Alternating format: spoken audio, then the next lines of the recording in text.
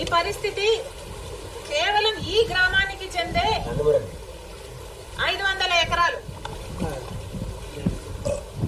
ఇలా చుట్టుపక్కల గ్రామాలు ఈ జిల్లా అంతా కలుపుకుంటే కనీసం 40,000 ఎకరాలు ఇలా నీటి మునిగిందని అంచనా. మరి రైతులు ఇంతగా నష్టపోతుంటే ఏ ప్రభుత్వానికైనా ఎందుకు కనిపించడం లేదు? ప్రతి రైతు ఇక్కడ చెప్తున్నారు, అమ్మా ప్రతి ఒక్కరికి కనీసం 14,000 రూపాయలు ప్రతి ఎకరాకి పెట్టుబడి అయింది. చాలా మంది కౌలు రైతులం అప్పు తెచ్చుకొని పెట్టినాము. కనీసం ఒక్కొక్కరికి 2 లక్షలు అన్న అప్పు ఎంతుందన్న, కనీసం లక్షల్లో వీళ్ళకి అప్పు ఉంది. కనీసం 2 లక్షలు ప్రతి రైతుకు ఇక్కడ అప్పు ఉంది. మరి ఇలాంటి పరిస్థితుల్లో ప్రభుత్వాలు ఏం చేస్తున్నాయో సమాధానం చెప్పాల్సిన అవసరం ఉంది.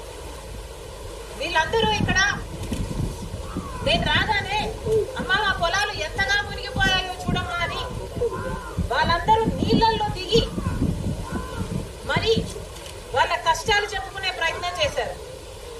అందుకే నేను కూడా నీళ్ళల్లో దిగి వాళ్ళ కష్టాలకు రావాల్సిన అటెన్షన్, రావాల్సిన నష్టపరిహారం కోసం ఈరోజు కాంగ్రెస్ పార్టీ కూడా వాళ్ళ కష్టాలలో భాగం పంచుకోవడానికి ఈరోజు మేము కూడా నీళ్ళలో దిగి మాట్లాడుతున్నాం.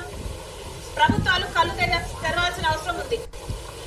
పక్క రాష్ట్రంలో రేవంత్ రెడ్డి గారు రుణమాఫీ చేశారు. ఇక్కడ రైతులు కూడా అమ్మా మాకు రుణాలున్నాయి, మాకు కూడా రుణమాఫీ అవసరము అని ప్రాధేయపడుతున్నారు.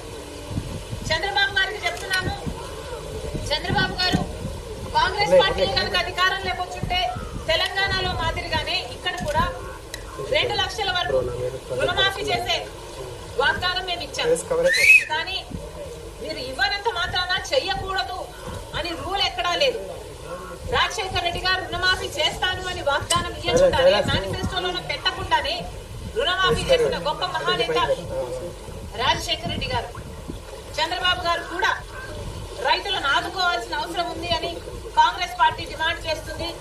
ఇక్కడ రైతులు చెప్తున్న పరిస్థితి అయితే దారుణంగా ఉంది. అమ్మా ప్రతి సంవత్సరము ఇక్కడ నీళ్లు ఇలాగే పొంగి పొర్లుతున్నాయి. ఎర్రకాలువ పైనుంది, ఎర్రకాలువలో మరమ్మతులు జరగలేదు, మోడర్నైజేషన్ ఏ కెనాల్స్ లోనూ జరగలేదు. అక్కడ గనక పూడికలు తీసునుంటే మాకు ఇది నీళ్లు రాకపోయేవి, ఇంత దారుణంగా పరిస్థితి ఉండేది కాదు అంటున్నారు. మరి గత ప్రభుత్వం వైసీపీ ప్రభుత్వం, జగన్మోహన్ రెడ్డి గారు ముఖ్యమంత్రిగా ఉన్నారు. జలయజ్ఞంలో రాజశేఖర రెడ్డి గారు రైతుల పక్షపాతి అని నిరూపించుకుంటే, జలయజ్ఞంలో రాజశేఖర రెడ్డి గారు మిగిల్చి వేసిన ప్రాజెక్టులన్నీ 6 నెలల్లో పూర్తి చేస్తానన్న జగన్మోహన్ రెడ్డి గారు 6 నెలల్లో పూర్తి చేయకపోగా కనీసం ఉన్న ప్రాజెక్టులను కూడా కనీసం మరమ్మతులు చేయలేదు. గేట్లు ఊడి తేలిపోతున్నా పట్టించుకోలేదు. ఆఖరికి పూడికలు కూడా తీయలేదు. కట్టెడు మట్టి కూడా ఎత్తి పోసిన పాపాన పోలేదు. కాబట్టే ఈ రోజు ఇంతగా నీళ్ళు వచ్చాయి అని ఈ రైతులు చెప్తున్న మాట. ఇలా రాష్ట్రం అంతా ఎక్కడ చూసినా ఇదే పరిస్థితి. రాష్ట్రం మొత్తం చూసుకుంటే కనీసం లక్షల ఎకరాలలో పంట నష్టం జరిగింది. మరి చంద్రబాబు గారు ఇప్పుడు ముఖ్యమంత్రిగా ఉన్నారు. గత ప్రభుత్వం వైఫల్యాలను దృష్టిలో పెట్టుకొని మళ్ళీ మీరు అదే పొరపాట్లు చేయకుండా కాలువల మరమ్మతులు వెంటనే చేపట్టాలి. నెక్స్ట్ ఇయర్ కల్లా మళ్ళీ ఇదే పరిస్థితి రాకుండా చూసుకోవాలని రైతుల పక్షాన డిమాండ్ చేస్తున్నా.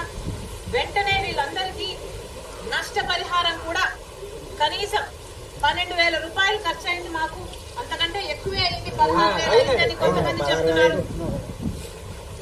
అంచనాలు వేసి వెంటనే ఆ ప్రక్రియ మొదలుపెట్టి వీళ్లకు నష్టపరిహారం కూడా చెల్లించాలని డిమాండ్ చేస్తున్నాం.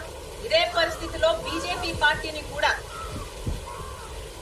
ఈ నీళ్లలో సగం నీళ్లలో నడుం వరకు నీళ్లలో నిలబడి కాంగ్రెస్ పార్టీ ప్రశ్నిస్తుంది.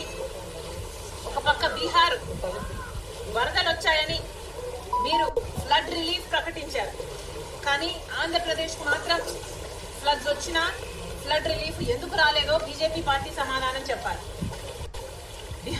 మీకు 12 మంది ఎంపీలను ఇస్తే ఆంధ్ర రాష్ట్రం 25 మంది ఎంపీలను ఇచ్చింది. కూటమి ఎంపీలు 21 అయితే వైసీపీ ఎంపీలు కూడా బీజేపీ పార్టీకే మద్దతు పలుకుతున్నాయి. 25 ఎంపీలు ఆంధ్ర రాష్ట్రానికి చెందిన ఎంపీలతో మీ సర్కార్ అక్కడ నిలబడి ఉంటే మరి ఆంధ్ర రాష్ట్రానికి మీరు చేస్తున్నది ఏమిటి అని అడుగుతున్నాం. ముఖ్యమంత్రి చంద్రబాబు గారు 1,00,000 కోట్లు అడిగితే మీరు శాంక్షన్ చేసింది 15,000 కోట్లు. మరి ఈ లెక్కన మీరు నెక్స్ట్ 5 ఏళ్లకైనా ఎంత ఇస్తారని మేము ఎక్స్పెక్ట్ చేయాలి. ఉన్న భరోసా కూడా పోతుంది. బీజేపీ పార్టీని నిలదీస్తున్నాం. బీహార్ కు మీరు వరద సాయం కింద ఇచ్చినప్పుడు ఆంధ్ర రాష్ట్రానికి మీరు ఎందుకు ఇవ్వడం లేదు? బీహార్ కు ఉన్నంత ప్రేమ కూడా ఆంధ్ర రాష్ట్రం మీద మీకు ఎందుకు లేదు? ఎందుకు ఈ సవతి తల్లి ప్రేమ బీజేపీ పార్టీ కూడా సమాధానం చెప్పాల్సిన అవసరం ఉంది. ఇదే సందర్భంలో I would like to address